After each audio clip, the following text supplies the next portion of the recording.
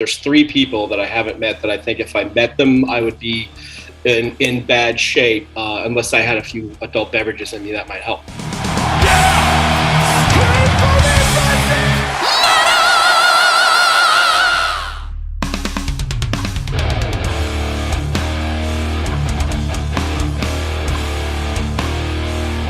You know, in a hypothetical situation where the world falls apart or there's some kind of crisis and you have the choice to save the Metal Blade archives with every record or your own personal hockey jersey collection, which one are you going to save?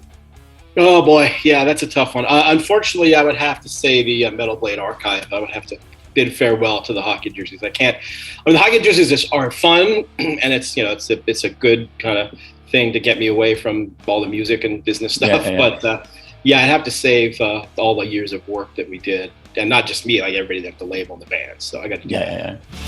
I don't know whether this room is the most amazing thing I've ever seen in my life, or if you're just one sick and twisted individual, Brian. Both. Metalheads always love to talk about artworks and what have you. So with jerseys, is there one that is like that iconic, timeless design that is the absolute best, and why are that the Maple Leafs jerseys? Yeah, right. I do like the new black Maple Leaf jerseys, the black and blue one. The yellow one's a little weird, but I'll pick up my favorite jersey of all time, which is the original Penguins logo with Mario Lemieux's autograph on it, because it's my all-time favorite player. Even though I got to see Wayne Gretzky in LA for 6 or 7 years, and he's also obviously an amazing player. But my favorite jersey, for a variety of reasons, is a jersey by a team called the Tucson Scorch. Yes. They had a phenomenal logo, great jerseys, but they never played a single hockey game. Exactly. But they're part of the Western Professional Hockey League, which I was working with at the time. They were building arenas around the country and just kind of helping them out do that, which was a lot of fun. Yeah. But the team never played, and I was desperate to try to find the jerseys because I'd seen a mock-up of the jersey. I go, I've got to have one of these. And it took a while, but I found it. One of the equipment managers from one of the teams knew the equipment manager for the Scorch, and they had like a box of jerseys sitting in somebody's closet or garage or something. I said, how do I get them?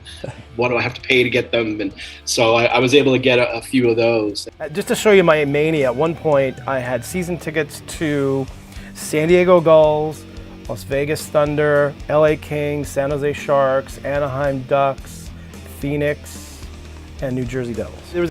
Because there's like, especially, maybe, I don't know what the situation is more in the southern United States, but here in Canada, you know, hockey jerseys are created for a lot of things, and you have companies that do like commemorative jerseys for whatever. Is your passion restricted to actual teams, or are you like, you know, anything that's a hockey jersey is something that I'm interested in? Oh no, there's anything. In fact, I've kind of slowly gotten out of it because it was becoming a bit obsessive for a while. But I did see, so there's a new company out there called Jersey Ninjas. Okay. And they're doing they're fully licensed, and they're doing rock stuff. So I have a couple Kiss ones. Yeah. I got a ton of the Iron Maiden ones because I have a massive Iron Maiden collector as well. So yeah, so I've got, I don't have a lot of other stuff that's not just, that, but I've got Metallica, I've got Slayer, a lot of the metal bands that made hockey jerseys I've got. And of course we've made Metal Blade ones over the years. So we've got tons of them. Awesome. Now you mentioned it's not just restricted to hockey. There you go. Awesome. Now you mentioned earlier about, like everybody you work with, the bands, the label people, whatever. At the end of the day, everybody at heart is a fan, and you've been, surrounded with people that you fan of, like bands that you love, whether they're young or old. Does that mean that, somebody that has your career, like, I couldn't imagine you being starstruck anymore for anybody that you work with. Is that true? And would that the same be for, like, would you be more starstruck if you meet one of your hockey legends versus a rock star? Ooh.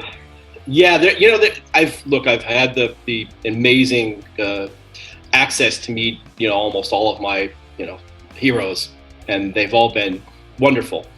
But there's still a few that I am completely in awe and starstruck of. It's very rare because I also know a ton of hockey players. Right. But there's three people, and I've never met. Well, I met one of them like very briefly, but there's three people that I haven't met that I think if I met them, I would be in bad shape, unless I had a few adult beverages in me. That might help.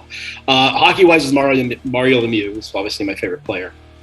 And I'm friends with people who work for the Penguins. I was strangely enough friends with Jaromir Jagr, but I never got to meet Mario. So that's kind of a bummer. I did meet Gretzky, by the way. He was a phenomenal, super nice guy. I met him a lot, actually. And then, excuse me, the two music people are, I've never met Tony Iommi. I've met Ozzy, I've met Geezer, I've met Bill Ward, all super cool guys.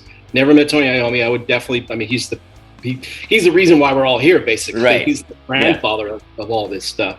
And then, of course, Steve Harris from my favorite band, Iron Maiden, which is also weird because I know Rod Smollett's a very good friend of mine, which is a very bizarre thing for me to say. You tell, 20-year-old me that, I was going, yeah, sure, whatever. And I met all the other guys and, friendly with all of them. I'm sure they're crew people, the management, everybody. But I've only met Steve Harris, technically, I guess, twice. I interviewed him for my fanzine in 1981. When I saw them in Houston, and he was super nice. And then, long story, it's actually in my second book. I wrote the first book, which is the history of Metal Blade. Then I kind of wrote the second one that just kind of goes a little bit more in depth on stuff. But I talk a lot about Iron Maiden in there. So I got a picture with Steve Harris at a party one night that we shouldn't have been at. Well, we should have been at, but shouldn't have bothered him for a photo. It was one of my friends did it. I'm still mad at him for that. But those three, I would be very, very, very starstruck and would not really be sure what to say or how to act. Like, nice to meet you sort of thing. You are awesome for watching this video. Click right here to see more content like it and subscribe to the channel.